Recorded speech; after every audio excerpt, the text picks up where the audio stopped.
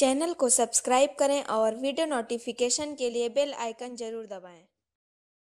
Hello friends, आइए हम लोग आपका 23/7/2017 को हुए इलाहाबाद हाईकोर्ट के ग्रुप डी का पेपर का सॉल्यूशन देखते हैं। ठीक है, तो आपका आज का पहला क्वेश्चन है 144 वस्तुओं को बेचने पर नमिता को 6 वस्तुओं के विक्रय मूल्य के बराबर हानि होती है। क्वेश्चन फिर से सुनिएगा, जल्दी से कमेंट करिएगा। क्वेश्चन है आपका 144 वस्तुओं को बेचने पर नमिता को 6 वस्तुओं के विक्रय मूल्य के बराबर हानि होती है, तो उसका हानि प्रतिशत कितना होगा आपको ये बताना है। तो देखिए, जिनको आ गया जल्दी से कमेंट करिए, और नहीं आया तो आप जी प्रॉफिट लॉस का भी हमने 2-3 दिन पहले चैप्टर पढ़ाया था। ठीक है, उसका जो लास्ट वीडियो उसमें इस टाइप के क्वेश्चन हमने कराए थे कि हानि प्रतिशत आपको निकालना हो जब कोई वस्तु किस बेची जाती है और उसके विक्रय मूल्य के बराबर हानि होती है। तो हानि प्रतिशत कितना हुआ, जितनी वस्तु की हानि हुई उतना लिखो। 6 वस्तु की हानि हुई, 6 लिखा गुणे 100। ठीक है, टोटल कितनी वस्तु बेची गई है 144, और कितने की हानि हुई थी +6। आपका यही आंसर हो जाएगा 6 गुणे 100 बटे 150। ठीक, काटोगे 50 दूना 100, 50 3 150, और काटोगे 3 दूना 6 होगा, यानी 4% की आपकी हानि होगी। क्लियर है। अब देखिए क्या हुआ, दूसरा देखते हैं 77 क्वेश्चन। और जिसको ये क्वेश्चन नहीं आ रहा होगा ना, वो आप चले जाओ प्रॉफिट लॉस की प्लेलिस्ट में, मैथ के प्लेलिस्ट में जाओगे, वहां प्रॉफिट लॉस पढ़ा होगा। ठीक है चैप्टर, तो उसको अच्छे से पढ़िएगा, आ जाएगा। अगली सवाल है, सुमिता ने 2 घड़ियों को 1955 प्रति घड़ी की दर पर बेचती है। एक घड़ी पर 15% का लाभ तथा दूसरी पर 15% की हानि होती है। पूरे सौदे में उसका लाभ या हानि बताओ। ये सवाल एग्जैक्ट हमने उस दिन सॉल्व किया था। क्या था, जब 2 घड़ियों को बेचा जाए, ठीक है, 2 घड़ियों को समान मूल्य पर जब बेचा जाए, समान मूल्य पर, आप 2 घड़ियों को समान मूल्य पर बेच रहे हो। अब क्या होगा देखना, अगर जितने प्रतिशत का प्रॉफिट हो, मान लेते हैं x% का प्रॉफिट है और x% का ही हानि होती है, तो आपका जी देखना टोटल हमेशा हानि ही होगी। और हानि कितनी होती है, हानि प्रतिशत का मान होगा x²/100। ठीक है, हमेशा याद रखना, अगर दो वस्तुओं को सामान्य मूल्य पर बेचा जाए, ठीक है, बेचा जाए, एक पे x% का लाभ होता है, दूसरे पे x% की हानि होती है, तो हमेशा आपकी हानि होगी। और हानि कितनी होगी, हानि प्रतिशत का फार्मूला x²/100। ठीक, इतने प्रतिशत की हानि होगी। तब यहाँ पे देखो क्या दिया था, 15% का लाभ होता है और 15% की हानि। तो क्या करोगे, 15 गुणे 15 नहीं, 15 की स्क्वायर की डायरेक्ट लिख दो, 225 बटे क्या 200। अब आगे इसको सॉल्व करेंगे, 2.25% आपका आंसर हो जाएगा। ठीक है, अगला देखिए लिखा है आपका, इसमें बी ऑप्शन था। ठीक है, जो प्रैक्टिस मेरे पास है। चलिए तीसरी सवाल देखते हैं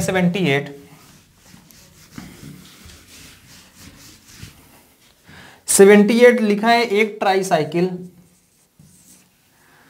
16% के लाभ पे बेची गई। यदि उसे 100 रुपए अधिक में बेचा जाता तो लाभ 20% होता। देखो प्रॉफिट लॉस की बहुत बेसिक सवाल है, एक तरफ से तीसरी सवाल आपकी प्रॉफिट लॉस की मिल रही है। ठीक है, तो देखिए क्या दिया है, एक वस्तु को 16% लाभ पर बेचा जाता है। जब 16% लाभ पे पहले बेचा जाता था, अब बेचा जाता है 20% लाभ पे।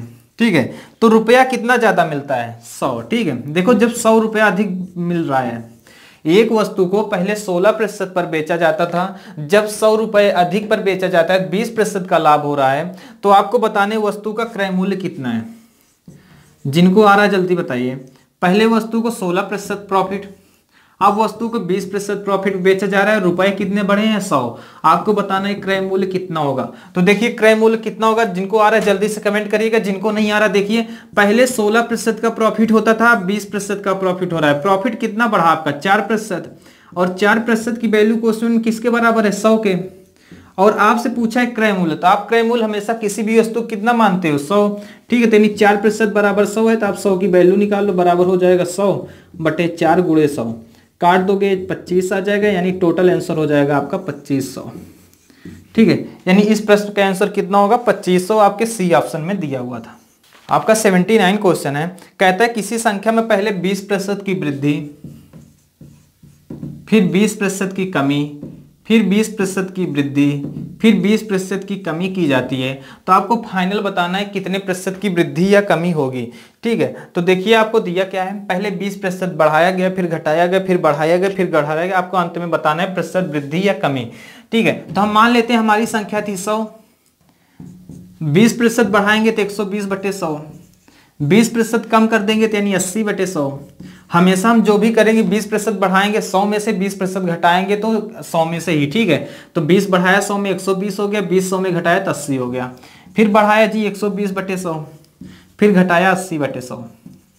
यहाँ काटेंगे 100 से 100 कट जाएगा, 0 0 से 0 0 कट गया, यहाँ 0 0 से यहाँ 0 0 कट गया।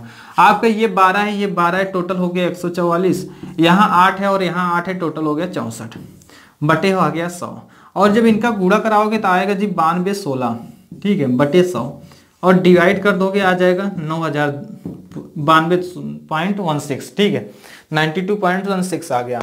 ये हमारा आंसर आया, ठीक है। यानी अब हमारी जो 100 वैल्यू थी वो बची कितनी है, 92.16। तो आपसे क्वेश्चन में ये नहीं पूछा था, आपसे ये पूछा था जी बताओ कितने की कमी हुई, तो 100 में से माइनस 92.16 घटा दो, ठीक है। तो आपका आंसर इसमें मिल जाएगा, बी ऑप्शन है, ठीक है, 7.84% की हो जाएगी कमी, ठीक है, यही आपका आंसर होगा। चलिए अगली सवाल देखिए।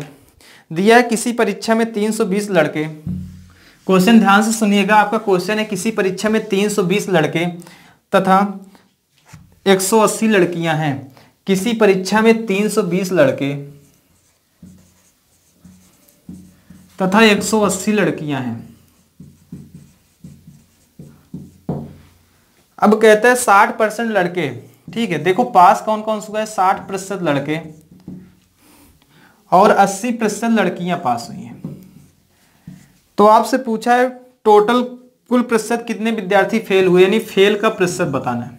देखो क्वेश्चन आपके सामने है, 320 लड़के थे, 180 लड़कियां थी, 60% लड़के पास हुए, 80% लड़कियां पास हुई। तो आपको फेल की संख्या बतानी है। तो देखिए कैसे करेंगे, 320 लड़के थे, इसमें अगर 60 आपको फेल निकालना है, पास तो निकालना नहीं। 320 लड़कों में अगर 60% पास है तो यानी 40% फेल हुए होंगे। यहाँ पे 180 लड़कियां थी, 80% पास है यानी 20% फेल हुए होंगे, ठीक है। यहां से काटते हैं, 0 से 0 कट गया, ठीक है, 4 दूनी 8, 4 तियां 12, 128 आया। यहाँ काटते हैं, 0 से 0 कट गया, ठीक है, 18 दूनी कितना हो गया, 36। यानी हम कह सकते हैं 128 लड़के और 36 लड़कियां फेल हुई हैं। तो आपको बताना है टोटल प्रतिशत बताओ। तो इसमें इसको जोड़ेंगे, 8 6 14, 4 3 2 5 1 6 और हो जाएगा 1, यानी टोटल हो गए 164, ठीक है, फेल। टोटल विद्यार्थी थे कितने आपके, टोटल स्टूडेंट थे यहाँ पे 320, ये 180 है, यानी टोटल थे 500। 500 में 164 फेल है, इंटू 100 कर दो, 0 से 0 कट जाएगा, 5 से काटोगे 5 तियां 15, 5 दूनी 10, 5 8 40, यानी 32.8% विद्यार्थी फेल हुए हैं, ठीक है। आपके डी ऑप्शन में दिया था। चलिए अगली सवाल बताइएगा जल्दी से।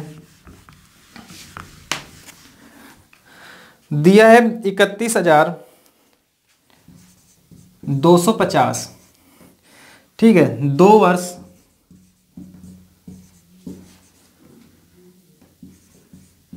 9 महीनों, ठीक है, का CI कितना होगा। CI कितना होगा आपको ये बताना है, जबकि रेट आपको दी है 8%। देखिए इस तरह के सवाल में हम करते क्या है, आपने एक फार्मूला पढ़ा होगा जी, A बराबर P 1 + R/100⁻t, ठीक है, ये होता है। और CI के लिए हमने पढ़ा था क्या, A, ठीक है। CI के लिए क्या करते हो आप, CI का मतलब क्या हो, इसमें से आप क्या करोगे, P की वैल्यू घटा दोगे बस, ठीक है, यानी P कॉमन ले लेंगे, 1 + R/100⁻t -1, ठीक है। ये हमारा CI का फार्मूला होता है, हमारा है A बराबर P 1 + R/100⁻t। अब इसी फार्मूले में हम रख के इसको निकालेंगे। जैसे देखिए आपकी सवाल क्या थी, 31,250 रुपए, 2 वर्ष 9 महीने का CI आपको बताना है, रेट आपको दी है 8%। तो कैसे करेंगे, आप डायरेक्ट इस पे चाहे रख दो, ठीक है, इस पे कैसे, अब यहाँ पे रखेंगे, पहले हम बता रहे हैं, कैलकुलेशन इसका थोड़ा टफ है। आपके P का मान कितना दिया है, 31,250, 2 वर्ष 9 महीने हैं, ठीक है। टोटल देखिए 9 महीने, एक साल में कितने महीने होते हैं, 12, तो 9 में 12 के डिवाइड करोगे यानी कितना आ जाएगा, 3/4, यानी हम कह सकते हैं टोटल हमारे पास 2 सही 3/4 वर्ष हैं। तो आप क्या करोगे, यहाँ पे A बराबर पहले निकाल लो, P ये इतना दिया, 1 + R का मान 8 है बटे 100, यहाँ 2 लिखेंगे, ठीक है। फिर से 1 + 8/100 इंटू 3/4 लिखेंगे। जब आपकी यहाँ पूरे महीने नहीं होते तो इस तरह से सवाल करते हैं। इसके बाद आपका यहाँ से ए का मान आ जाएगा। ठीक है, इसको आप लोग सॉल्व करिए, ए का मान आ जाएगा। जब ए का मान आ जाएगा उसको उठा के, आपको पता है सी आई क्या होता है, सी आई की वैल्यू होती है ए माइनस पी। ठीक है, पी का मान आपको पता है ये 31,250 है। ए का मान आपका यहाँ से निकल आएगा। ठीक है, इस पूरे से, और यहाँ पे सी आई का मान निकाल लेंगे। ठीक है, तो इस तरह से कर लीजिएगा। अगली सवाल है 82। हम एक सीआई और एसआई पे वीडियो बना देंगे, इसको कैसे जल्दी तरीके से किया जाए, ठीक है, उस पे एक वीडियो बना देंगे आपके लिए। चलिए क्वेश्चन देखिए अगला 82।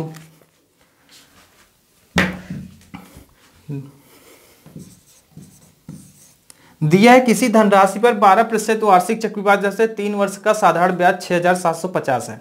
क्वेश्चन सुनिएगा, रेट आपको दिया है 12%, टाइम दिया है 3 वर्ष, और एसआई है 6,750। आपको पी का मान नहीं पता। फिर कहता है इसी धनराशि पर, क्वेश्चन की अगली लाइन सुनिएगा, इसी धनराशि पर इसी ब्याज की दर से इसी समय अवधि का चक्रवृद्धि ब्याज 1 रुपए के निकटतम क्या है। ठीक है, यानी मूल रुपए के निकटतम क्या है आपको ये बताना है। इस जो आपका मूल रुपया था उसके निकटतम कितना है आपको ये बताना था, यानी टोटल सीआई कितना आएगा, बस और कुछ नहीं करना है। अब देखिए क्या करोगे, आपको पता है आर पता है, टी पता है, एसआई पता है, फार्मूला होता है एसआई बराबर पी आर टी अपॉन 100। ठीक है, एसआई मान रख दोगे 6,750 बराबर पी, आर का मान आपको दिया है 12, टी का मान 3/100। ठीक है, यहां से पी की वैल्यू आ जाएगी। जब आपकी पी की वैल्यू आ जाएगी तो आपसे पूछा था इसी धनराशि पर, यानी जो पी का मान हम मान ले यक्स आया। ठीक है, यानी इसी यक्स धनराशि पर इसी ब्याज की दर से, यानी आर बराबर 12% पर ही, और इसी समय के लिए। ठीक है, यानी टी का मान कितना हो जाएगा 3। आपको क्या निकालना है, सी आई निकालना है। तो सी आई का भी हमने फार्मूला क्या पढ़ा, सी आई बराबर होता है पी 1 + r/100⁻t -1। ठीक है, इसी पे पी का मान उठा के रख देंगे और सी आई हमारा निकल जाएगा। आर का मान हमको 12 रखना है और टी का मान 3 रखना है। हम पूरे अपने कैलकुलेशन को सॉल्व कर लेंगे। अगली सवाल देखिए,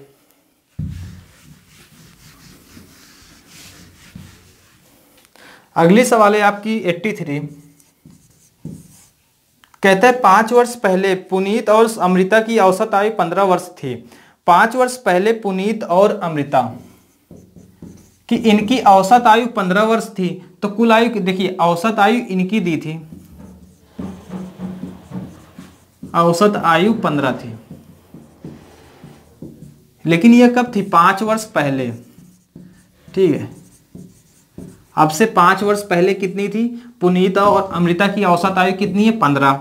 आगे की लाइन कहता है आज पुनीत, अमृता और रेणु, ठीक है, पुनीत, अमृता और रेणु की औसत आयु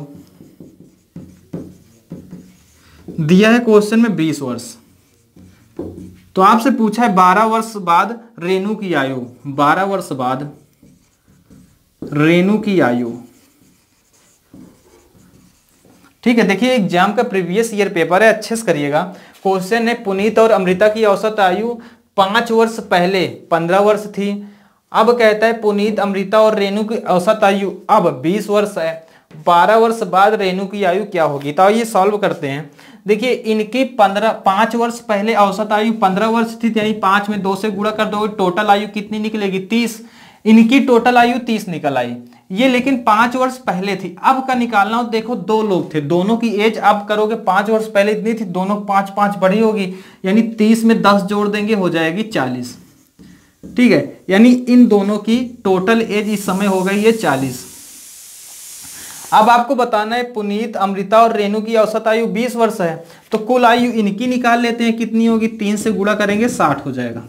देखिए इन दोनों की 40 है, यहां रेणु भी शामिल हो गई, टोटल कितनी एज आ रही, 60।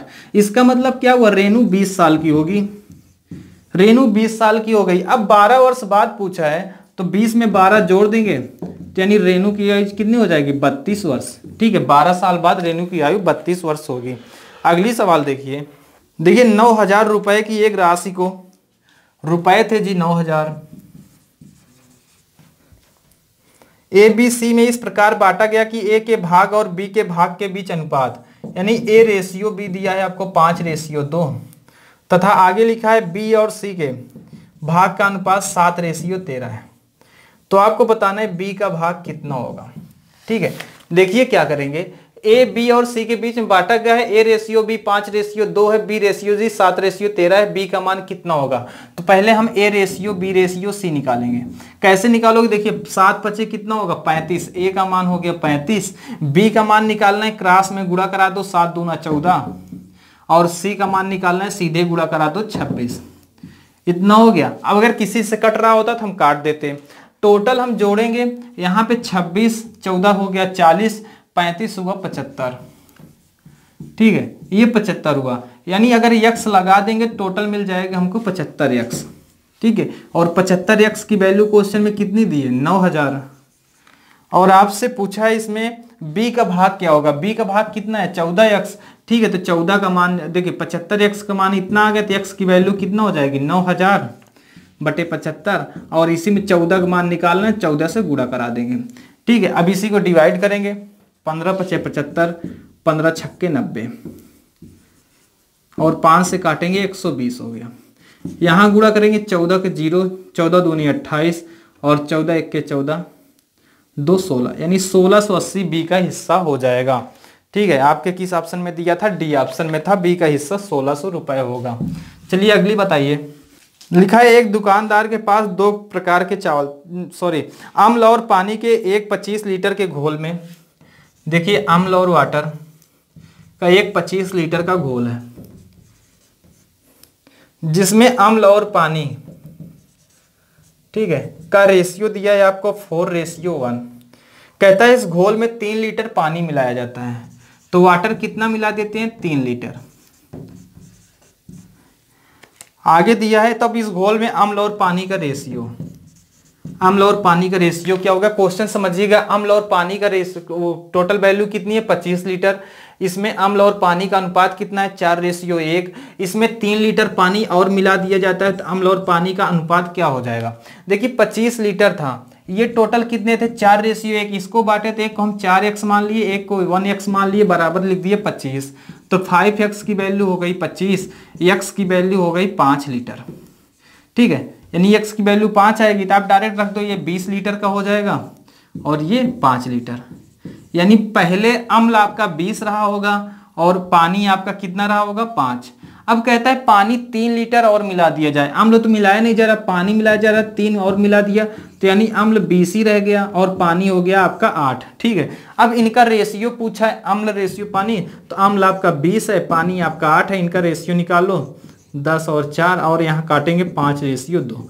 ठीक है, यानी 5:2 होगा इनका अनुपात, आपके बी ऑप्शन में दिया था। अगली देखिए, अगली सवाल है 87। एक दुकानदार के पास 2 प्रकार के चावल, एक 75 रुपए प्रति किलोग्राम मूल्य वाले और दूसरे 50 रुपए प्रति किलोग्राम मूल्य वाले 3:2 के अनुपात में मिलाता है। ठीक है, कोई दुकानदार था, एक चावल 75 रुपए और दूसरा चावल 50 रुपए प्रति किलोग्राम वाला 3:2 में मिलाता है। अब आगे कहता है यदि वह मिश्रण को 62.40 में बेचता है तो किलोग्राम में लाभ या हानि बताना है। ठीक है, आपको लाभ या हानि बताना है कितनी होगी। ठीक है, टोटल प्रतिशत, लाभ या हानि का प्रतिशत टोटल कितना होगा आपको ये बताना था। तो चलिए जल्दी बताइए। देखिए चावल पहला कितना था 75 किलोग्राम वाला, दूसरा 50 रुपए प्रति केजी ये, और ये 75 रुपए प्रति केजी। इसको 3 मिलाएगा तो इसको 2 मिलाएगा और टोटल मिला के 62.40 रुपए में बेचेगा, तो लाभ होगा या हानि आपको यही बताना है। तो यार हम ऐसे मान लेते हैं इसको 3 किलो मिलाया जा रहा है, इसको 2 किलो, क्योंकि आपको रेशियो तो वही लेना है। ठीक है, 3 केजी ये हो गया, 2 केजी हो, 75 का 3 किलो मिलाएगा, 3 × 5 = 15, 3 × 7 = 21, 1 22, यानी 225 रुपए निकले। प्लस यहाँ से देखेंगे 100 रुपए निकलेंगे, यानी हो गए टोटल 325। ठीक है, 325 रुपए हुए। अब आपको क्या कहता है, इस सबको मिला के 62.40 में बेचा गया, यानी 62.40 में बेचेगा कितना, 3 केजी ये, 2 केजी ये, यानी टोटल 5 केजी। ठीक है, गुणा करा दो, 5 दूनी 10, 2 12 और 5 6 30, 1 31। ठीक है, यानी टोटल आ जाएगा 312 में बेचा। अब उसने खरीदा कितने में था, 325 में, बेचा कितने में, 312 में, तो उसको लॉस कितने को हो रहा है, यहाँ पे 13 रुपए का हो रहा है। 325 में 312 घटाओगे 13 आएगा, कितने में से, 325 में से, इंटू 100 कर दे। ठीक है, अब आपका आंसर आ जाएगा, जैसे यहाँ 25 से काटोगे, 25 के 25 और 25 तियाँ हो जाएगा 75, और यहाँ 25 चौके 100, 13 से 13 कट जाएगा, यानी 4% की हानि हो रही होगी। ठीक है, यानी उसको हानि कितने की होगी, 4% की। चलिए अगली सवाल देखते हैं। लिखा है 88 नंबर, लिखा है ए और बी किसी काम को 12 दिनों में करते हैं, बी और सी मिलकर उसी काम को 15 दिनों में करते हैं, सी और ए उसी काम को मिलकर 20 दिनों में करते हैं। वे तीनों मिलकर उस काम को कितने दिन में करेंगे। देखिए यहाँ पे रेशियो बनाते हैं, कितना होगा, 12 15 20 का 60, 12 पंचे 60, 15 चौका 60, 20 तियाँ 60। ठीक है, ये हो गया। टोटल जोड़ा 5 4 9 3 12। लेकिन यहाँ पे हम देखते हैं 2 बार ए काम किया है, 2 बार बी काम किया है, 2 बार सी काम किया है, यानी 2a + b + c का एक दिन का काम कितना निकला था, 12। तो a + b + c का एक दिन का काम कितना हो जाएगा, 6। ठीक है, 2 से डिवाइड कर देंगे, 12 में 6 आ जाएगा। और आपसे पूछा था वे तीनों मिलकर उस काम को कितने दिन में करेंगे, तो यार वो तीनों से कराना तो 6 से डिवाइड कर दो 60 में, आपका आंसर आ जाएगा 10 दिन। ठीक है, यानी इस प्रश्न का आंसर होगा 10 दिन। अगला देखिए,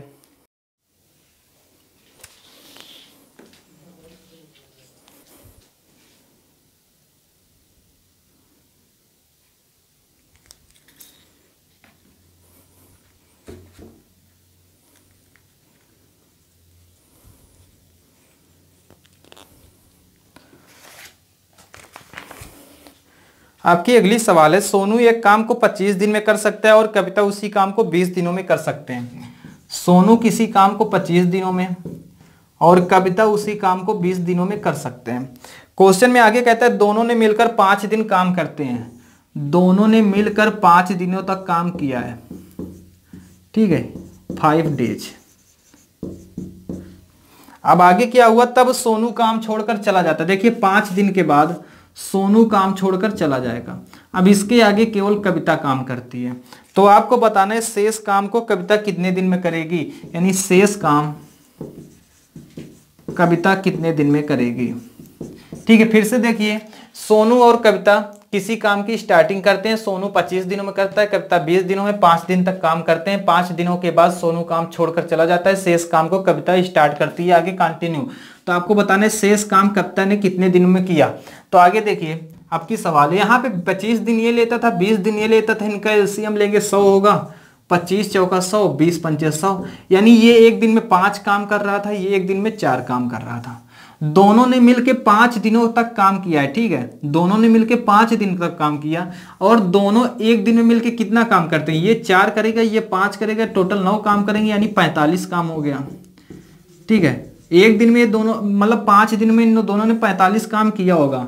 टोटल काम था कितना, 100, यानी काम अब बचा कितना होगा, 45 घटा दोगे 100 में 55 आ जाएगा, यानी इस 55 काम को अकेले कविता करेगी। ठीक है, अब इस 55 काम को अकेले कविता करेगी। कविता एक दिन में काम कितना करती है, 5, तो 55 में 5 से डिवाइड कर दो, आपका आंसर आ जाएगा 11 दिन। ठीक है, यानी कविता शेष काम को 11 दिनों में समाप्त करेगी। अगला क्वेश्चन है, ए नल किसी टंकी को 2/3 भाग को, ए 2/3 भाग को 8 घंटों में, और आगे दिया है बी उसी 3/4 भाग को 12 घंटों में भरता है। तो आपको बताना है पूरी टंकी को तथा पूरी भरी हुई टंकी को सी, ठीक है, भरी हुई टंकी को सी खाली करता है 8 घंटों में। ठीक है, तो बताना है तीनों अगर एक साथ खोल दिया जाए, ठीक है, तो टंकी तीनों एक साथ खोल दिए जाए, टंकी कितनी देर में भर जाएगी। देखिए ए टंकी 2/3 भाग टंकी के भाग को 8 घंटे में, बी 3/4 भाग को 12 घंटे में, तथा सी टोटल टंकी को 8 घंटे में खाली कर सकता है भरा हो। ये दोनों भरने वाली है, खाली करने वाले हैं। तो अब देखिए 2 भाग, ठीक है, इसका मतलब क्या हुआ, 3 में से 2 भाग ये कितनी देर में भर रहा है, 8 घंटे में। ठीक है, यानी 2 भाग 8 घंटे में, तो यानी एक भाग कितने घंटे में, 4 घंटे में। टोटल भाग 3 है, यानी टोटल लग जाएंगे यहाँ पे 12 घंटे। यहाँ पे देखिए 3 भाग कितना है 12 घंटे में, यानी 1 भाग आएगा 4, तो 4 भाग का कितना हो जाएगा 16 घंटे। ठीक है, और ये 8 घंटे में तो खाली कर ही रहा था, यानी हमारी सवाल ऐसे हो गई, ए किसी टंकी को 12 घंटे में, बी 16 घंटे में और सी 8 घंटे में खाली करता है। ये दोनों भरने वाले थे, ये खाली करने वाले। इन सब का एलसीएम लेंगे तो आ जाएगा 48, 12 चौक 48, यानी +4 यहाँ भरेगी, 16 यहाँ 48 +3 यहाँ, 8 छंग 48, यानी -6 यहाँ। यहाँ माइनस इसलिए लगाया क्योंकि ये खाली करने वाला था, ये दोनों भरने वाले। ठीक है, अब ये दोनों मिलके भरेंगे कितना, ये 4 भरेगा, ये 3 भरेगा, टोटल भरा 7। ठीक है, सी आएगा 6 खाली कर देगा, यानी अगर तीनों साथ में खुले हों, ये 4 भरेगा, ये 3 भरेगा और ये आएगा 6 खाली करेगा, यानी टंकी अब भी भर रही होगी कितना 1। ठीक है, और टंकी को हमको भरना कितना था 48, यानी 48 भरना था, 1 भर रहे हैं 1 घंटे में, तो यानी टोटल हो जाएगा 48 घंटे। यही आपका आंसर होगा। अगर यहाँ 2 आता 2 से डिवाइड करते 24 घंटे आंसर हो जाता। अगली सवाल देखिए, लिखा है एक कार 72 किलोमीटर प्रति घंटे की चाल से, एक कार 72 किलोमीटर प्रति घंटे की चाल से चलती है, 27 सेकंड में वो कितनी दूरी तय कर लेगी। देखिए स्पीड बराबर होता है डिस्टेंस अपॉन टाइम, या चाल बराबर दूरी बटे समय। चाल आपको दी है 72 किलोमीटर, ठीक है, पर आवर, तथा दूरी आपको नहीं पता, दूरी निकालना है। टाइम आपको दिया है यहाँ पे 27 सेकेंड। ठीक है, और जो वैल्यू दी है मीटर में दी है, यानी हम इसको भी मीटर में बनाएंगे। अब देखिए आप क्या करते हो, जब भी किलोमीटर को प्रति घंटे को मीटर प्रति सेकंड में बदलते हो तो 5/18 से डिवाइड करते हो, या उसी तरह मीटर प्रति सेकंड को किलोमीटर प्रति घंटे में बदलते हो तो 18/5 से डिवाइड करते हो। तो यहाँ किलोमीटर प्रति घंटे को मीटर प्रति सेकंड बदलना है, तो क्या करेंगे 72 गुणे 5/18 बराबर D/27। ठीक है, इतना हो गया। अब यहाँ से काटेंगे 18 चौक 72, 4 पंचे 20 बराबर D/27। ठीक, और यहाँ करेंगे 27 दूना 54, यानी 540 मीटर बराबर डिस्टेंस हो जाएगी। ठीक है, आपका आंसर कितना होगा 540 मीटर टोटल दूरी तय करेगा। चलिए अगली देखते हैं।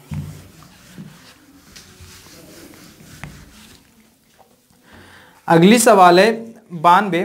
ठीक है, पी हरी और रवि क्रमशः 3 किलोमीटर प्रति घंटे, 3.5 किलोमीटर प्रति घंटे की चाल से एक स्थान पी से, कोई एक पॉइंट था पी, यहां से हरी और रवि, ठीक है, हरी और रवि ये जाता है 3 किलोमीटर प्रति घंटे और ये 3.5 किलोमीटर प्रति घंटे की रफ्तार से एक ही समय पर चलना चालू करते हैं। एक ही समय पर चलेंगे और वे विपरीत दिशा में चलते हैं, यानी पी ये पॉइंट था, हरी इधर जाएगा तो रवि इधर जाएगा। ठीक, सवाल समझिएगा, हरी इधर जाएगा रवि इधर जाएगा, ये 3.5 किलोमीटर प्रति घंटे की चाल से जाते हैं। तो आपको बताना है वे 5.2 किलोमीटर की दूरी, ठीक है, कितनी देर में तय करेंगे, आपको टाइम बताना है। ठीक है, फिर से सवाल समझिए, एक कोई पॉइंट पी है, हरी इधर की ओर 3 किलोमीटर प्रति घंटे, रवि इधर की ओर 3.5 किलोमीटर प्रति घंटे चलते हैं। आपका क्वेश्चन दिया है 5.2 किलोमीटर की दूरी कितनी देर में तय करेंगे। आपको पता है स्पीड बराबर होती है डिस्टेंस अपॉन टाइम। अब यहाँ स्पीड आपको दी है इसकी 3, इसकी 3.5। आपको पता है जब विपरीत दिशा में जाते हैं तो स्पीड की औसत चाल जो निकालते हैं उसको ऐड करते हैं। ये 3 है, ये 3.5, इसको ऐसे भी लिखते हैं 2 3 6 7/2, इसमें प्लस करेंगे टोटल आ जाएगा यहाँ पे 2 3 6 यानी 13/2 आएगा। ठीक है, इतना हो गया। अब यहाँ पे लिख सकते हैं 13/2।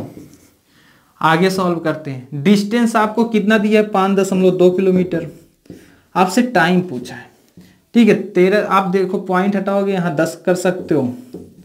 ठीक है, 13 चौके कितना हो जाएगा 52, 2 से काटोगे 5 हो गया। आगे सॉल्व। ठीक है, देखिए कहाँ गया, टी इधर आ जाएगा, इससे डिवाइड करेंगे 0.8 हुआ, पॉइंट हटाया जी 8/10 हुआ। ये घंटे में सेकंड मिनट में बदलेंगे, 60 से गुणा कराएंगे 6 हो गया, यानी 48 मिनट आपका आंसर हो गया। ठीक है, चलिए अगली सवाल देखते हैं। अगली सवाल है, रोहित अपनी यात्रा कार द्वारा 9 AM पर प्रारंभ करता है और स्थान P पर उसी दिन 1 PM पर पहुंचता है। ठीक है, 9 बजे स्टार्ट करता है यहाँ पे 9 AM पर और 1 बजे पहुंचता है।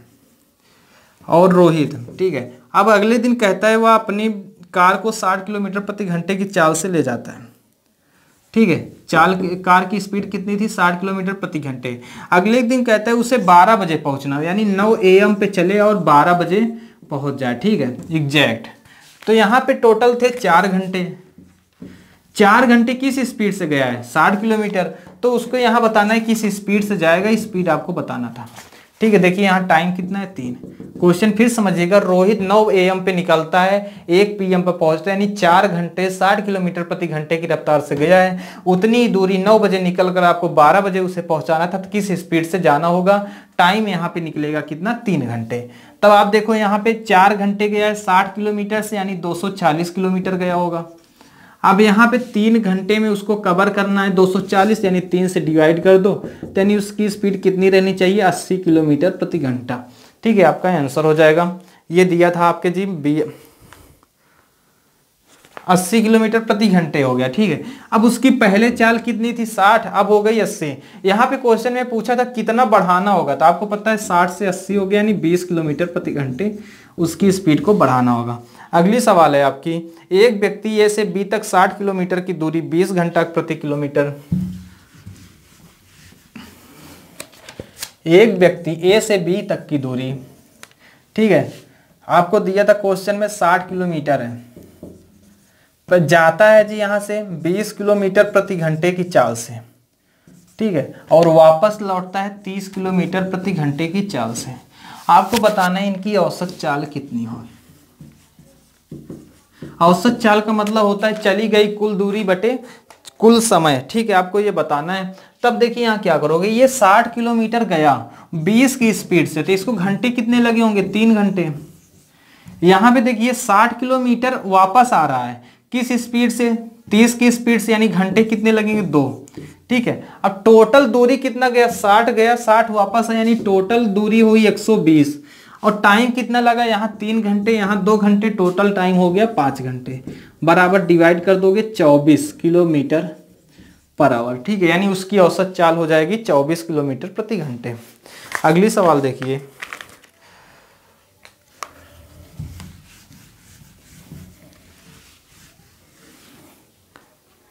अगली सवाल है आपकी 4/9, 5/6, 7/12, 11/24 और 8/11 में सबसे बड़ी तथा सबसे छोटी संख्या का योग क्या होगा। ठीक है, आपको बताना है सबसे बड़ी तथा सबसे छोटी संख्या का योग कितना होगा। तो देखिए कैसे करेंगे, आपको निकालना है सबसे बड़ी संख्या पहले। तो हमने अभी आज सुबह के जो लेक्चर पढ़ा था उसमें बताया था सबसे छोटी और सबसे बड़ी संख्या कैसे निकालते हैं। देखिए सबसे छोटी निकालना है पहले, तब क्या करेंगे 6 चौक 24 और यहाँ हो गया 45। इन दोनों में छोटा कौन सा है ये, यानी इसको काट देंगे तो इसको काट देंगे आज। अब देखते हैं आगे। ठीक है, यानी ये इसको कट जाएगा जी, इससे मतलब नहीं, इसको हमने मान लो गिन लिया। आगे करते हैं 12 चौक 48, 9 7 63। ठीक है, 48 और 63 आया, तो इसमें छोटा कौन सा, यही छोटा, यानी इससे भी मतलब नहीं है। आगे इसको भी नहीं काउंट करते। अब इतने 24 चौका कितना होगा 20 चौक 80, 4 चौक 16 96 और 11 9 ये 99। ये 96 आया, ये 99, इसमें भी ये छोटा, यानी इससे भी मतलब नहीं हमको। आगे देखते हैं यहाँ 11 चौक 44, 9 8 72। ठीक है, यानी यही छोटा निकला, यानी सबसे छोटी वैल्यू कौन सी हो जाएगी आपकी 4/9। अब सबसे बड़ी वैल्यू देखते हैं। ठीक है, सबसे बड़ी वैल्यू निकालने के लिए फिर से वही करेंगे। आप देखो 9 5 45, 6 चौक 24। ठीक है, ये 45 हुआ, ये 24 हुआ, यानी 45 वाली लेंगे, इसको छोड़ देंगे, ये खत्म हो गया। यहाँ देखते हैं 7 6 42, 12 5 60। इन दोनों में ये बड़ा है, ये छोटा आया, तो इसको छोड़ देंगे। 24 5 120 और यहाँ 11 6 66। 120 बड़ा होगा, 66 छोटा होगा, यानी यही हमारा सही है। यहाँ 11 5 55, 8 6 48, यानी हमारा यही सही है 5/6। ऐसे आप देख के ही सवाल कर सकते हो। ठीक है, यानी सबसे छोटी वैल्यू ये हो गई, सबसे बड़ी वैल्यू ये हो गई। आपको पूछा था इनका योग करो 4/9 प्लस 5/6। ठीक है, एलसीएम निकालोगे 18 होगा। 9 दूना 18, 2 चौक कितना हो जाएगा 8, यहाँ पे 6 3 18, 3 5 15। टोटल आंसर आएगा 23/18। ठीक है, आगे इसको सॉल्व करेंगे। आपको पता है 18 के 18, 5/18। ठीक है, ये आंसर आ जाएगा 18 के 18, 5 23/18। ठीक है, टोटल। अगला देखते हैं सवाल 96।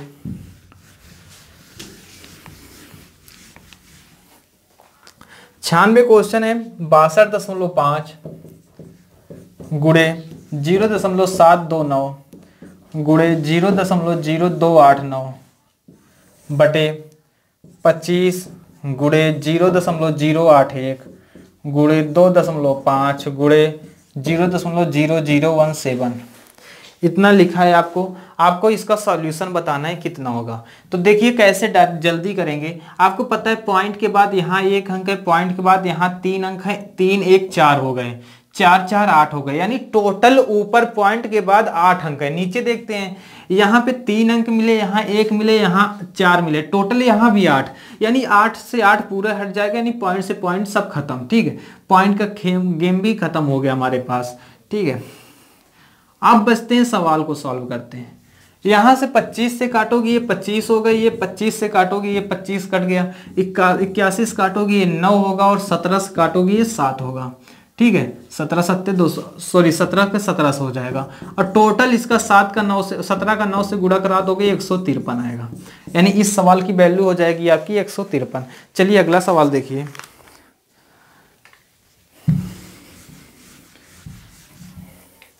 देखिए क्या दिया, ए बी सी एक 3 अंकों की संख्या है। सवाल है ए बी सी एक 3 अंकों की संख्या है, जहां ए इक्वल टू नॉट सी, यानी ए सी के बराबर नहीं है और सी बी ए एक दूसरी 3 अंकों की संख्या है। तब आपको बताना है A B C minus C B A, ठीक है, सदैव निम्न में से विभाज्य है। देखिए लिया, ठीक है। अब आपको ए बी सी में से सी बी ए घटाना है, तो देखिए इनका ऐसा नंबर मानो कि आप जैसे ए का बड़ा लो, क्योंकि ए के बराबर सी नहीं है, और यहां से ए, अगर ए देखो, अगर ए को 1 मान लिया तो इसमें से 2 नहीं घटा सकते, यानी सी को 2 नहीं मान सकते, इसलिए हमको बड़ा 1 मानना है। तो हम यार सबसे छोटा मान लेते हैं, इसको 3 मान लिया, इसको 2, इसको 1। ए को हमने माना 3, बी को माना 2 और सी को माना 1, इतना किया। अब इसमें से देखिए सी को कितना माना था, 1 माना था, 1, बी को 2 ही है, इसको ए को कितना माना है 3। ठीक, 123 घटाएंगे तो यहाँ 11 में से देखो 3 जाएगा 8 आएगा, यहाँ 1 होगा, यहाँ बचेगा 9 और इसमें बचेगा 1, 198 आया। ठीक है, अब आपके पास 4 ऑप्शन थे इसमें। ठीक है, इस सवाल में आपके पास 4 ऑप्शन थे, 13, 9, 8 और 7। आपसे पूछा था इसमें किससे डिवाइड हो जाएगा, तो देखिए आप डिवाइड करोगे तो केवल एक ऑप्शन बचेगा 9। ठीक है, 9 से डिवाइड होगा, 9 दूनी 18, 9 दूनी 18, ठीक, कट जा रहा है, यानी पूरी तरह से 9 से डिवाइड होगा। इसी तरह से होगा, या दूसरा और भी कोई नंबर मान लो, हमेशा कभी भी सही होगा। जैसे हम 4 3 2 मान लें, तो यहाँ कितना हो जाएगा 2 3 4। अब इसको भी डिवाइड करोगे, जो बचेगा संख्या 9 से डिवाइड होगी। ठीक है, तो अगली सवाल देखते हैं। देखिए आपकी अगली सवाल है 25 - 5 2 + 3 2 - 2 5 - 3 + 5 - 10 डिवाइड बाई 4 इक्वल टू दिया था आपको 5 × 4 प्लस के। आपको के की वैल्यू यहाँ पे बतानी है। देखिए कैसे करेंगे, 5 में से 3 घटाओगे 2 होगा, 2 का 2 से गुणा कराओगे, यहाँ पे इस पूरे का स्थान पे होगा 4। ये -2 था, ये -4, यानी यह हो जाएगा यहाँ -2। ये आपका +5 है, यानी टोटल आएगा +3। ठीक है, इतने की वैल्यू आपकी हो गई 3। ठीक है, यहां से लेके यहां तक, यहां से लेके यहां तक 3 हुआ आपका। अब इस 3 का इस 3 से गुणा कराओगे 9 होगा, प्लस ये 2 था, 2 + 9 और यह -10 था, यानी टोटल आ गया यहाँ पे 1। इस पूरे की वैल्यू यानी हम खत्म करके कर सकते हैं 1 हो गया। ठीक है, अब आगे सॉल्व करेंगे। यहाँ पे देखो 25 है, आपको भागो जो का योग पड़ेगा, ब्रैकेट के अंदर सॉल्व करने के बाद आप भाग करोगे। ठीक है, तो यानी 5 - 5/4 होगा। अब ये करोगे 25 चौका 100 - 5 यानी 95/4। आगे दिया था उधर 20 + के, इतना हुआ। अब इधर कर दो, इसको 20 को इधर करोगे, यहाँ पे हो जाएगा -95/4 - 20 + के। ठीक है, बराबर के।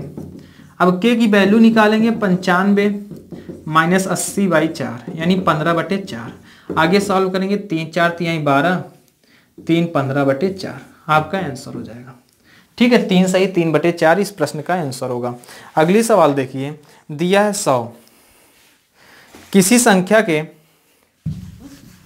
सवाल सुनिएगा, किसी संख्या के पूर्ण वर्ग के 3 गुने से उस संख्या के 4 गुने को घटाने पर, किसी संख्या के पूर्ण वर्ग के 3 गुने से उस संख्या के 4 गुने को घटाने पर संख्या से 25 अधिक प्राप्त होता है, वह संख्या क्या है। हम मान लीजिए संख्या x है, तो कहता है अगर किसी संख्या से, ठीक है, मान लेते हैं संख्या ये, इसके पूर्ण वर्ग के x² के 3 गुने से 3x² से उस संख्या का 4 गुना घटाओगे, ठीक है, इस संख्या के 4 गुने को घटाओगे यानी 4x घटाओगे, तो आपको जो आंसर प्राप्त होगा वो संख्या से आपको 50 अधिक मिलता है, यानी x + 50 मिलता है। तो आपको यहाँ पे बतानी थी किसकी वैल्यू, वह संख्या कितनी होगी, x की वैल्यू बताना है। तो यार x की वैल्यू निकालोगे तो आपको लास्ट में जब समीकरण सॉल्व करोगे आएगा 5, ठीक है, यही आपका आंसर हो जाएगा। वो संख्या होगी आपकी कौन सी, 5। तो आपके किस ऑप्शन में दिया था, डी में, इसको आप सॉल्व कर लीजिएगा, ठीक है। तो इस तरह से हमने आज 23/7/2017 के ग्रुप डी के पेपर का सॉल्यूशन किया। ये पेपर ठीक ठाक था, ग्रुप डी लेवल का जैसा था। अब इसके आगे ग्रुप सी लेवल के पेपर के साथ मिलते हैं। Okay, thank you.